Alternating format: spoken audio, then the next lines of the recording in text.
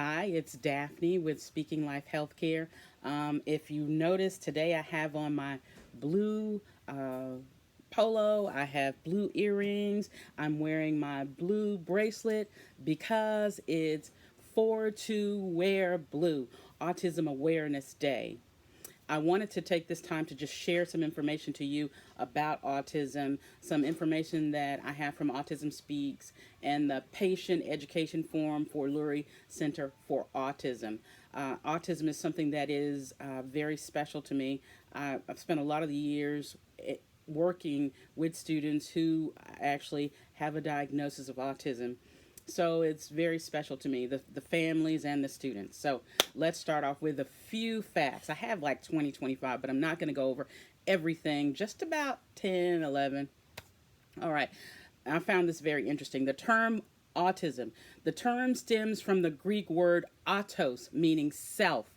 Autism literally means alone. I thought that was very interesting. My next fact: in 2020, the CDC determined that approximately 1 in 54 children were diagnosed with autism spectrum disorder. Autism spectrum disorder affects all nationalities. That's all creeds, all religions, and both sexes. But it doesn't differentiate. It doesn't discriminate. One of the things that I wanted to talk about, and when we talk about the 1 in 54 children, in minorities, in the minority groups, there tends to be a later diagnosis, if there even is a diagnosis at all. So we have to, in the minority population, we really need to get on it. Our children are being diagnosed less often than children in other areas or other races. 1 in 34 boys are diagnosed with autism. That's according to information from 2016. And then girls, of course, we know it's more prevalent in boys. In girls, it's 1 in 144 girls being identified. And that, again, is in the 2016 information.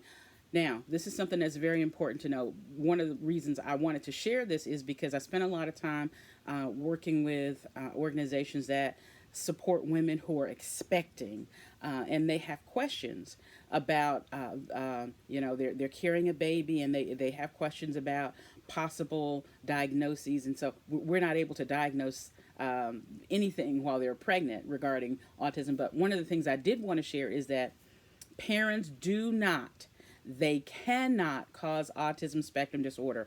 Although the multiple causes of ASD or autism spectrum disorder are not known, we don't know what causes it. We do know this, that there's nothing that a parent can do while they're pregnant. There's no behavior that they can have during pregnancy that can cause ASD. Autism is associated with a number of health problems. So you have autism, but then there are also other health related problems that children can have. One of them is obesity. There's a high number of obesity in children with autism. There's a high number of kids with autism who have sleep disorders. They have the gastro problems. So there are a lot of things that you may just see a child with autism, but there are a lot of things that parents are dealing with on a daily basis, related to the diet, related to eating. I just remember holding meetings with parents, and they come in, and one of the biggest issues they deal with is just not being able to sleep because that child is not sleeping at night. Over the last 2 decades, extensive research has asked whether there is any link between vaccinations and autism. There is no diagnosis. There's no correlation between getting a vaccination and autism. So I want to stress that there is no correlation between vaccinations and autism.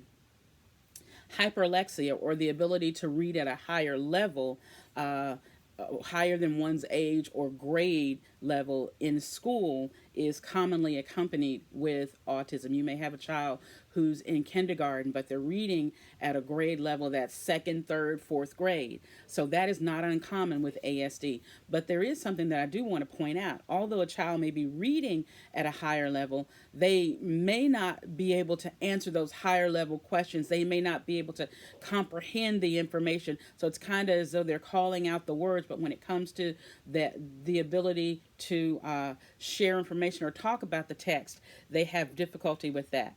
Children with autism are nearly 8 times more likely to suffer from one or more of chronic gastrointestinal disorders. I kind of talked about that before. Again, with diet, they may have certain things that they eat or that they don't like related to sensory things. Maybe they only like crunchy things, so they're going to eat pretzels, chicken nuggets, things like that, versus eating some fruits and vegetables. All right. One of the things that I thought, as we are approaching summer, I wanted to make sure that I share this.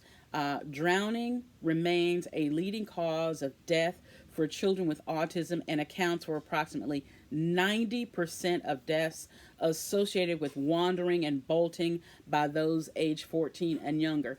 If you are aware of students or children who have autism, you may notice that they run, they may separate from the parent, they may wander. So sometimes they may wander into places with water, such as pools, or if you're at the beach, a lake, pond, and that can result in drowning. So I wanted to make sure that I brought that out as we are approaching summer.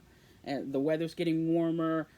Pools are opening, so we want to make sure that we stay alert regarding that. Research demonstrates. Now, I've told you a lot of things. Some of them may have been kind of downers, but this is some good information.